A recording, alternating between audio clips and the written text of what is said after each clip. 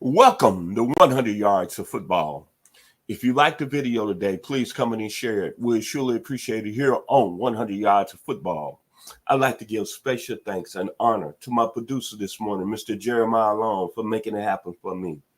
I'm your host, Vincent Turner, and today our video is on John Mackey, tight end, University of Syracuse, by way of the NFL, the Baltimore Colts. So if you like the video, please come in and share it. John Mackey. What can you say about this young man out of Roosevelt, New York? Same hometown as legendary rapper Chuck D, Jules Irvin, the Murphy's Boys, Charlie and Eddie Murphy, and Howard Stern. So that's telling you there's something in the water in Roosevelt, New York.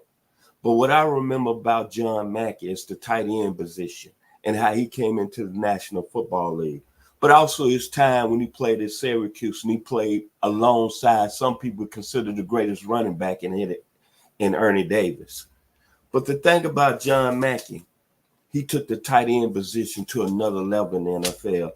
And you look at all the tight ends right now, as we look at the game today, you look at Travis Kelce, you look at George Kittle, you look at Dalton Schultz. I'm just throwing some names out there. And then you look at some names from the past when you're looking at Charlie Sanders, Dave Casper, Kellen Winslow, Antonio Gates. This young man right here, John Mackey, started it all in the 60s from that position in the era that they didn't really run the football. But he was a young man at that tight end position. They got deep. They got to another level. And one thing about John Mackey that's always going to stay in my heart, me being a 10-year-old guy watching Super Bowl V, the Dallas Cowboys and the Baltimore Colts, and John Mackey catching a deflection off his teammate Eddie Hinton and taking it 75 yards to the end zone. But it was something about that play. John Mackey had got deep on the Cowboys secondary. They had Cliff Harris and Charlie Waters at that time, and he took that to the house.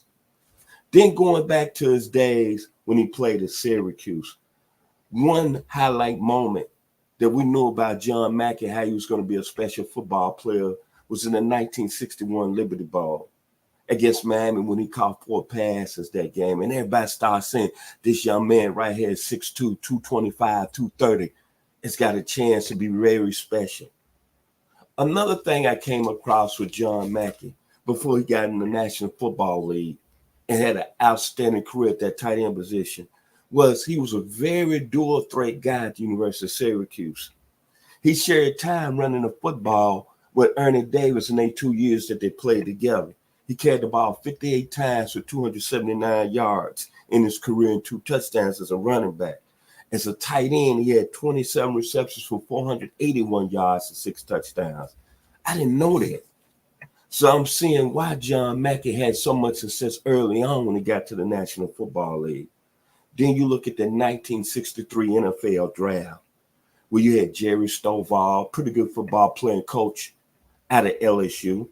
Ed Buddy, who played in Michigan State, was a pretty good football player. Kermit Alexander out of UCLA.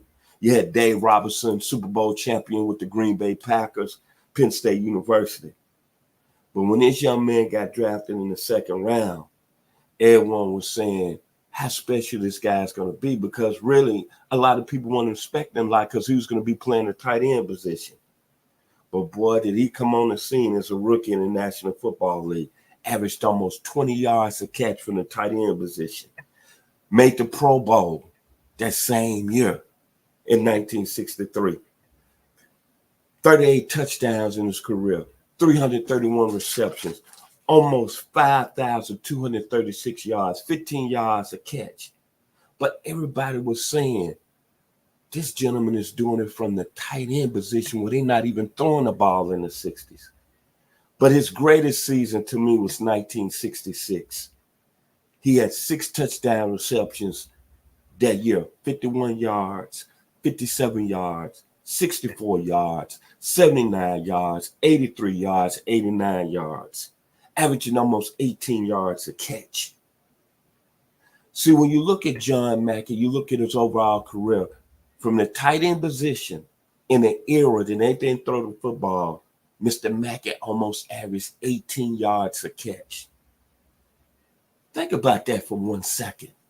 They were not throwing the football during the 60s, but this young man was able to stretch the defense.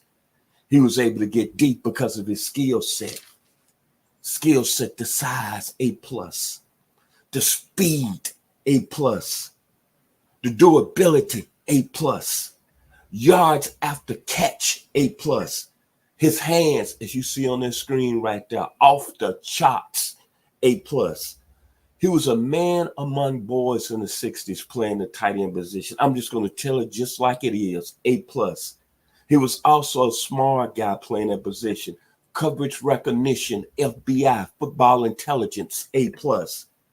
He was able to react to the crowd. What I mean by that, he caught the ball in traffic on every time he had a catch that was contested, A+. The courage to play the tight end position back in the 60s, A+. Excellent route runner as a tight end, A+. Strong as a bull, A+, and very explosive and athletic, A+. That was the skill set of Mr. John Mackey. But what I'm really, as I ended the day on John Mackey, is that what he did for the National Football League, helping them develop Plan 88, which helps all the former retired players of their injuries get health care. That's speaking a lot. He was always a guy, he was the first when they had the merger, AFL and NFL. He was the union rep. And he was able to develop that Plan 88. And when you look at it, that has helped a lot of players throughout the years.